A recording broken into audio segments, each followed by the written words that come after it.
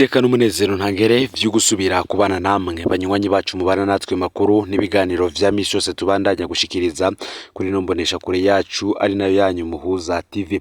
Uyu numwe tugiye kubageza ko amakuru biriko biravugwa bigezwe ko muri kano kanya ngaha mu gihugu cy'u Burundi, aho ari amakuru tuzagugaruka ahanini kubiriko biravugwa mu gisata ca politike.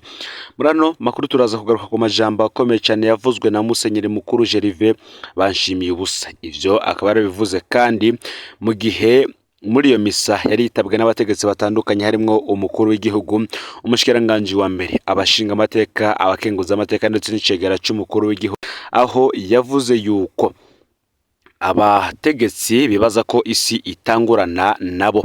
Turazugaruka ku gikorwa kidasanzwe cyakozwe na President NTIBANTUNGAYA, aho benshi bavuga ko ari we yatabaye Uburundi mu gihe indege Falcon 50 yarerura yarireruye Perezida w'u Rwanda Juvenal Habyarimana ndetse na Perezida Cyprien Ntaryamira yakororwa mu ijoro ryo wa gatandatu kwezi kwa kane umwaka w'1994. Vyose turaza kubigaruka ko mu buryo burambuye. Gusa reka dutangurire ku vyatangajwe na Musenyeri NEVA tuze guhita tubandaniriza ku vyakozwe na Perezida NTIBANTUNGAYA. Ati nguko uko muri iyi si kuva kera abafise ububasha bashobora kwama bagomba kubuza abandi bashobora kuba bariko barakora ubutumwa bwabo bwiza kuvuga no kubandanya bakora ivyiza, kugira ububasha bwawe nibo have bukuvako.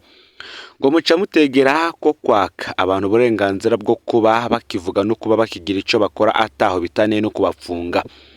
Mu gihe Perezida Cyprien Ntaryamira yagenwa ngo atware igihugu twari mu kaga, kuko hari harabaye nyene abantu bari bishizwemwo ko ari bo bonyene bashoboye kandi babwirizwa gutwara gushika ku muhero w'isi, ku buryo hagize abatari muri bo bavyura umutwe ngo bagomba gutwara baca babacinyiza no kumena umutwe bakawumena.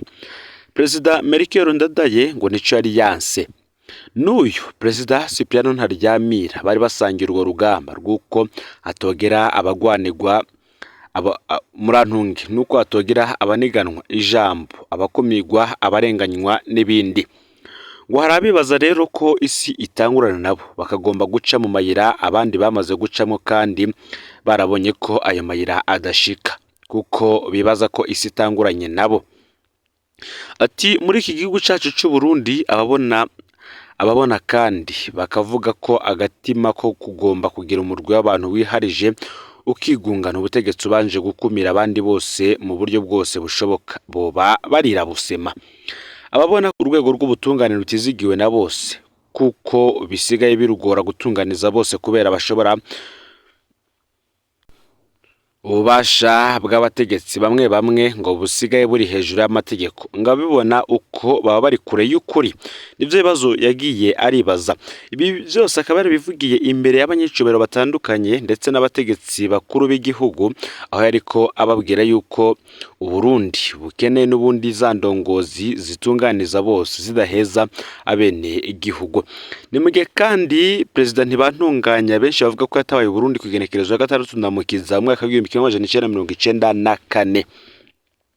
Ibi bikaba byaratanguye inyuma gato y'isaha 2 z'ijoro indege Falcon 50 yarerura Perezida w'u Rwanda yarakorowe igeze i Kigali mu Rwanda. Mu bayishizemwo ubuzima harimo Perezida Juvenal Habyarimana w'u Rwanda na Perezida Cyprien Ntaryamira w'u Burundi.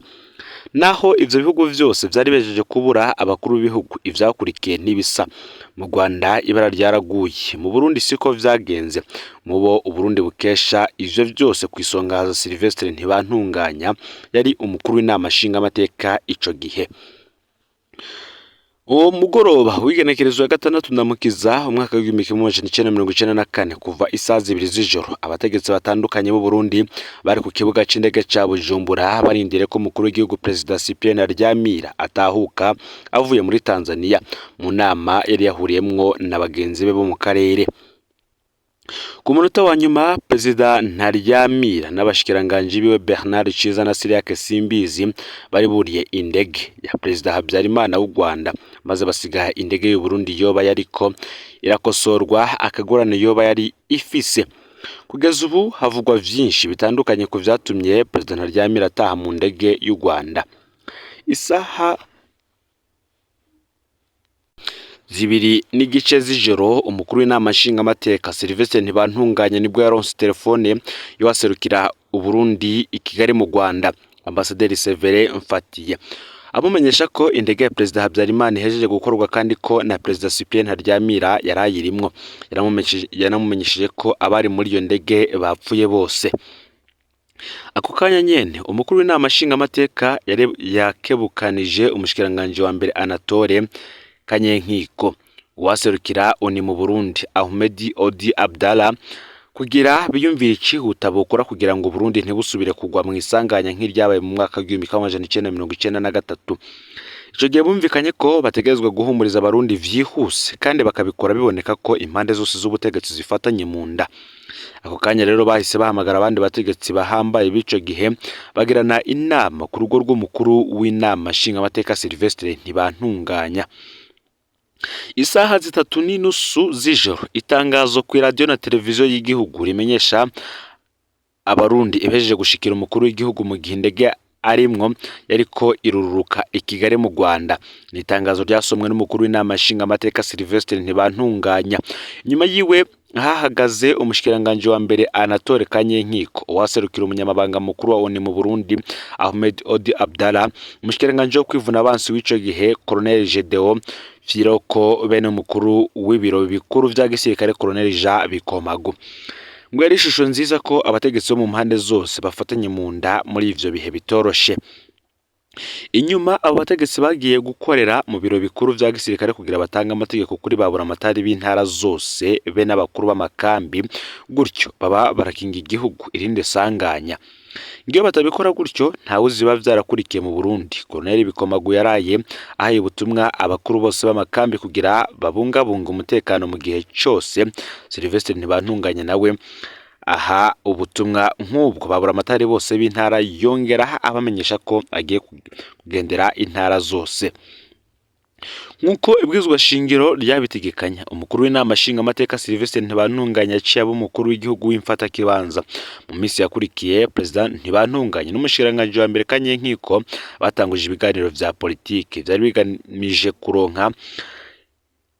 kuronka inzego zirongora igihugu inyuma y'urupfu rwa Perezida Cyprien Ntaryamira. Nongaho rero barakoze ibikomeye haraboneka amasezerano ya politike bise Convention de Gouvernement muri Nyakanga umwaka w'1994. U Rwanda go ntivyabaye uko. Mu Rwanda indege ya Perezida Habyarimana yapfuye kuraswa hacatangura kwasirana amasase mu gisagara ca Kigali. Mu gatondo bukeye bwishaye bwari butanguye bunahitana uwo munsi nyene umushikiranganje wa mbere Agati wiringiye Imana n'abandi bategetsi batari bake. Akarwi k'abasirikare b'intagondwa kari karongowe na Colonel Theoneste Bagosora kahisemwe gukora umugambi wako bari bise Apocalypse kugira babuze ko ya masezerano ya Arusha aja mu ngiro. No mu Rwanda ibwirizwa shingiro ryategekanya ko umukuru w'inama nshingamateka acasubirira umukuru w'igihugu kwigenekerezo y'icenda ndamukiza umwaka w'1994. Muganga Theodore Sindikubwabo yaremejwe nk'umukuru w'igihugu anashinga leta bise iy'abatabazi. Iyo leta akaba ari nayo yahagarariyeho nyabwoko ry'abatutsi n'ubwicanyi bwakorewe abahutu. Perezida Sindikubwabo ubwiwe yagiye kwigenekerezo ya 19 ndamukiza umwaka w'1994 mu ntara ya Butare itari bwatangure ihonyabwoko yimika umukuru mushasha w'iyo ntara aca atanga itegeko ryo gutangura kwica abatutsi baho. Iyo leta ntiyaramye kuko mu mwanya muto cane FPR yabatse Kigali. Iyo leta yimukira Igitarama mu nyuma babifatana Gitarama yimukira Igisenyi ihava ya Gikongoro birangiye yomokeye Ibukavu muri Zaire kwigenekerezo ya 18 ukwezi kwa gatandatu umwaka w'1994.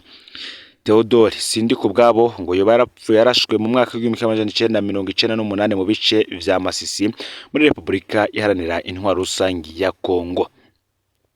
President Ntibantunganya yatwaye Burundi mu gihe kitoroshe na gatoyi hagati y'abarundi icizere cyari caraheze yitwa kizigenza w'ingabo z'u Burundi mu gihe abo bari kumwe mu burongozi bwa Frodebu aribo bari barongoye ikirobere ca CNDD. President Ntibantunganya yatukwa n'impande zose aca yisanga ataruhande na rumwe agaba vy'ukuri. Abasirikare b'igihugu bamwagiza ko akorana n'abaroberi ba CNDD bamwita umuhemu. arongoye igisirikare bahanganye. Imigenderanire ye be n'umushikiranganje wa mbere yahavuye bamibi cyane, akajagari kuzura igihugu, abanyagihugu babandanya kwicwa mu gihugu, bamwe bakicwa n'abaroberi, abandi bakicwa n'abasirikare. Birangira umushikiranganje wa mbere Antoine Nduwayo yisabye ko leta yabo itembagazwa n'abasirikare. Niko kandi igihe President NTIBANTUNGAYA twayemwo cabaye kibi, ariko iyo inyuma y'urupfu rwa President Ntaryamira adakora uko yabikoze, ibara ryari gusubira kugwa nko mu mwaka w'1993. Inzira y'ibiganiro yafashe ni nayo yabandanije gushika ku masezerano ya Arusha. Hari ibihe mu buzima bw'igihugu hakenerwa umugabo yubahuka inzira itabara naho atotahurwa mu kanya kiwe. Ngo burya n'uyu munsi birakenewe cyane ko no muri CNDD-FDD havyuka umugabo nyawe yubahuka agaheza iz'indyane turimwo kuva mu mwaka w'2015 maze agafata inzira ifatanya abarundi bose. Bisaba ubwenge no kurinda, kandi ubikoze kenshi ntatahurwa.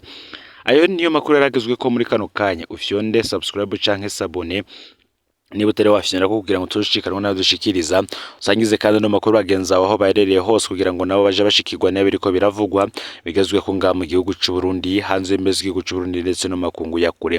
Nandi yose turiko turategura yoba ayarabana n'agateka kazina muntu, imigenderanire n'andi makungu, ayavugwa mu gisata ca politike, ubutungane n'ibindi vyinshi. Tukiriko turarondera ko umuco ni mu kanya gato, ntimuze kuja kure y'iyi mbonesha kure yanyu ari nayo yacu Umuhuza TV mukunda muri benshi cyane. Imana ibahezagire ibikorwa vyanyu vya misose muri ko murakora.